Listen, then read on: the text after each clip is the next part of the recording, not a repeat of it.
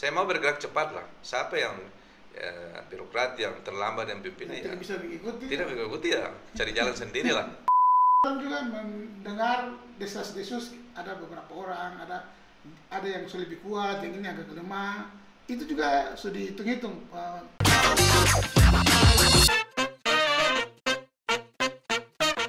Assalamualaikum warahmatullahi wabarakatuh. Waalaikumsalam. Berjumpa lagi di podcast Malut Pos. Kali ini kita kedatangan tamu spesial. Mungkin sudah banyak yang mengetahui bahwa beberapa waktu mendatang akan ada pelantikan wali kota Ternate terpilih, tepatnya di tanggal 26 April. Untuk itu telah hadir di studio Malut Pos Bercerita Bapak Wali Kota Ternate terpilih, Pak M. Tauhid Sulaiman. Assalamualaikum Pak Wali. Waalaikumsalam warahmatullahi wabarakatuh. Selamat pagi, salam sejahtera untuk kita semua. Makin ceria, mungkin beban yang ada selama beberapa bulan terakhir ini so lepas dari kelihatannya agak makin fresh, Pak Wali. Ya, mungkin sementara ini fresh, tapi akan datang beban pasti ada sebagai wali kota. Ya, tapi untuk sementara ini mungkin ya, masih fresh. Baik, Pak Wali. Mungkin ini pertanyaan mendasar setiap, misalnya setelah terpilih, mungkin dalam beberapa kesempatan juga pernah kita tanyakan untuk 100 hari kerja setelah pasca pelantikan nanti, kira-kira hal apa yang menjadi prioritas Pak Wali untuk dikerjakan dalam 100 hari kerja itu? Ya, jadi yang paling utama adalah bahwa sudah tentu saat ini tim transisi sudah melaksanakan pertemuan yang difasilitasi oleh PJ Wali Kota Ternate, di mana tim transisi ini adalah menyiapkan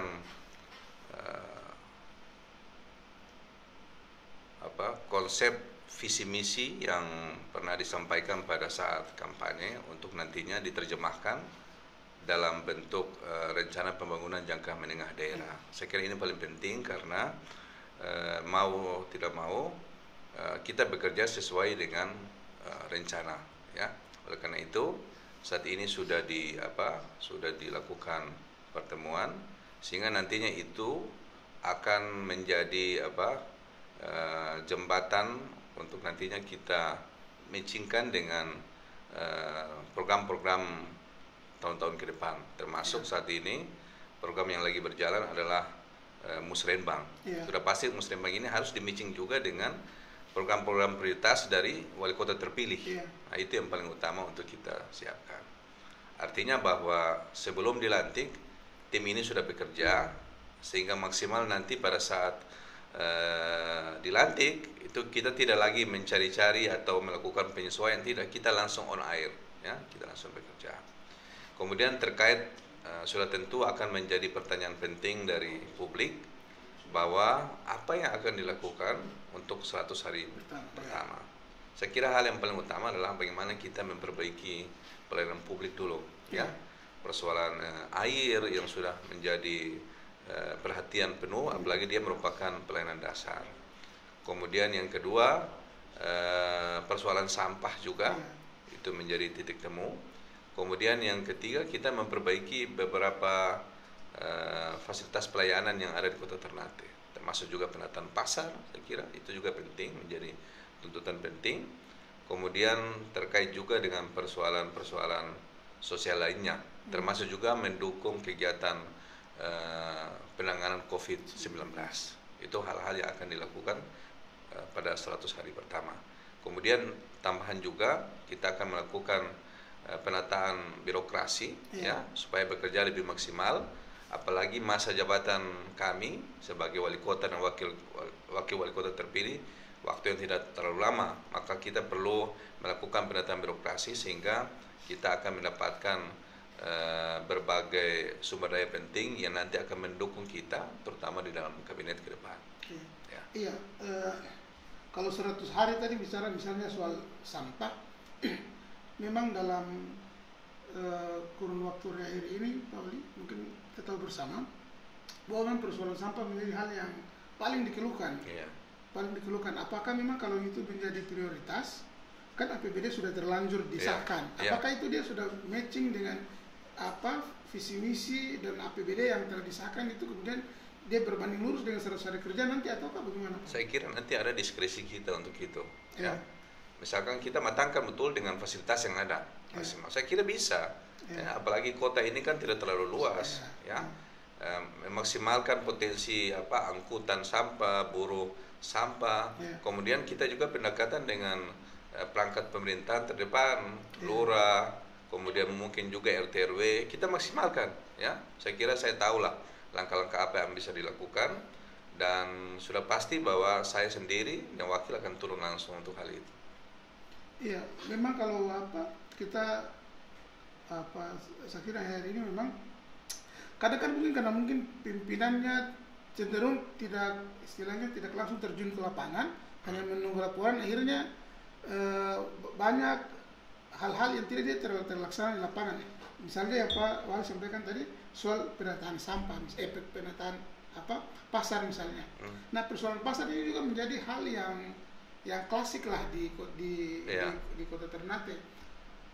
Beberapa kali pergantian misalnya pimpinan SKPD, namun persoalan sampah masih persoalan pasar macam tidak tertangani. Iya, makanya memang kita harus cari orang yang tepat, ya. Persoalan anti birokrasi dan itu persoalan kedua. Tetapi kita akan mendorong terutama pimpinan SKPD yang menangani pelayanan publik itu untuk saban waktu dia harus berada di lapangan. Dia tidak harus berada di belakang meja.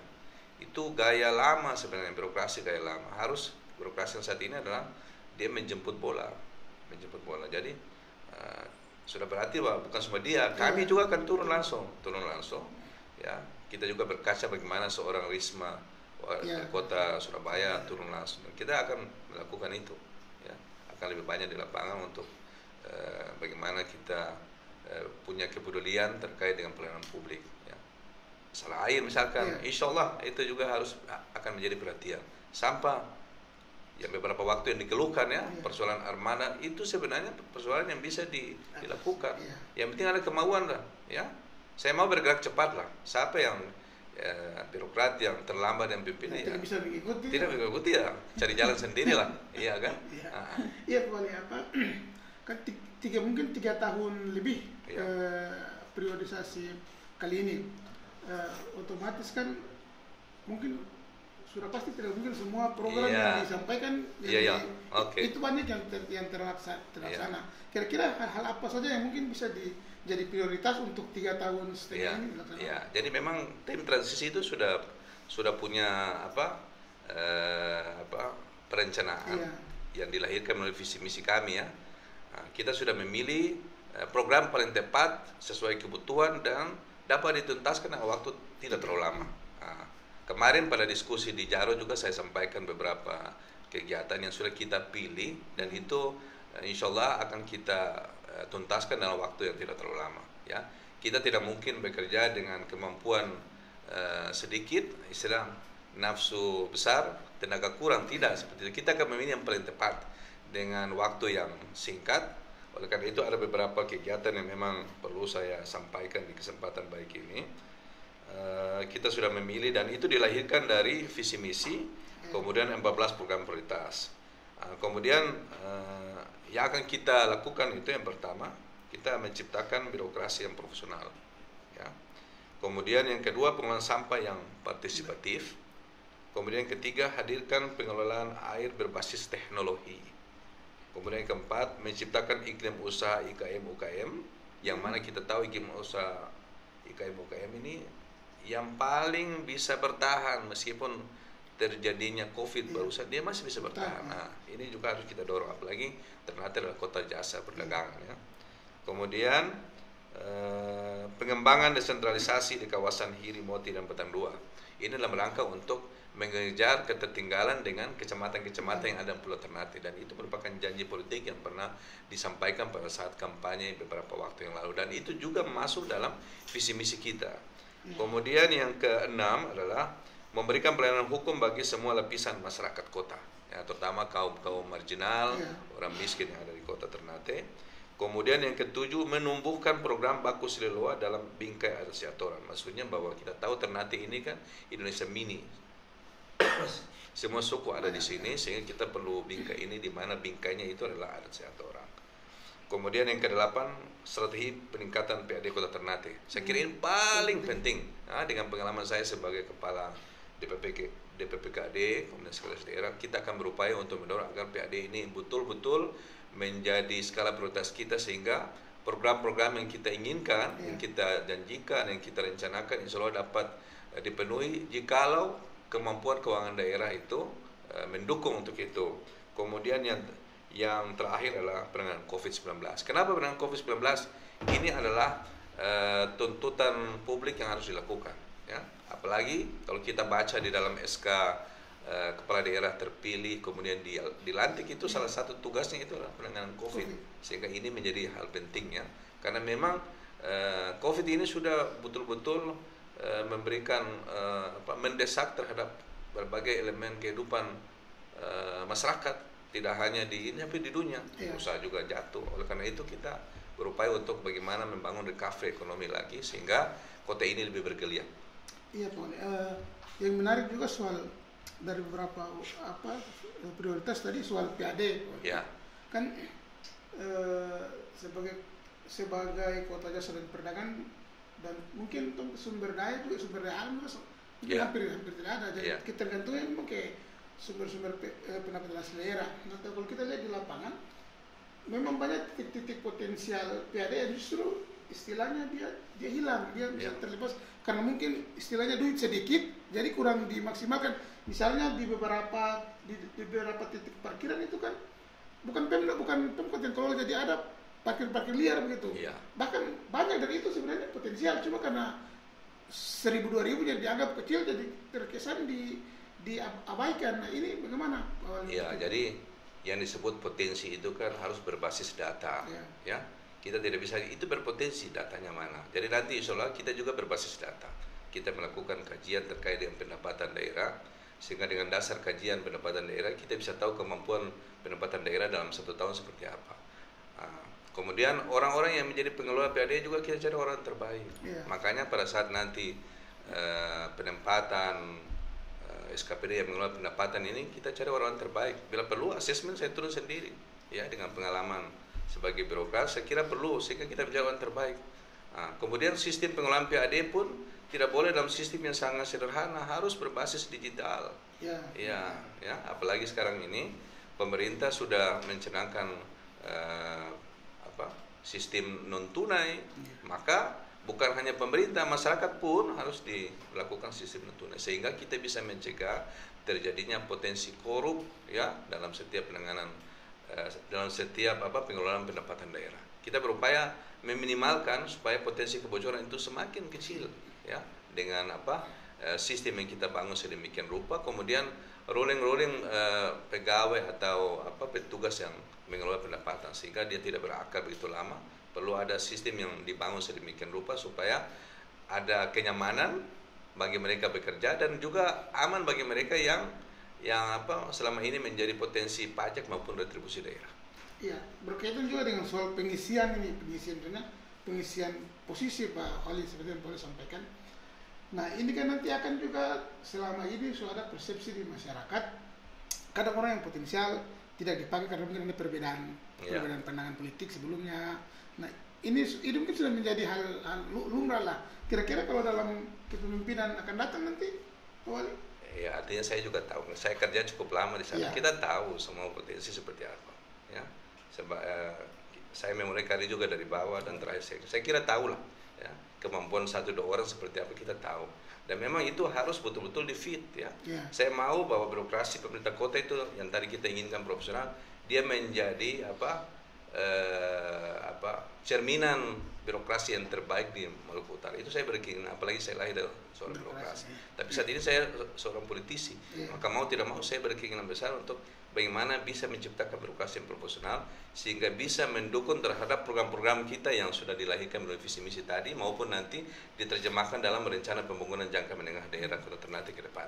Ya, mungkin kalau Pak Wali bisa mengatakan mungkin misalnya secara profesional penataan birokrasi, tapi jangan sampai dalam perjalanannya justru ada misalnya partai politik, ada tim sukses yang misalnya misalnya orang ini misalnya, kira-kira komitmen itu sejauh mana Pak Wali?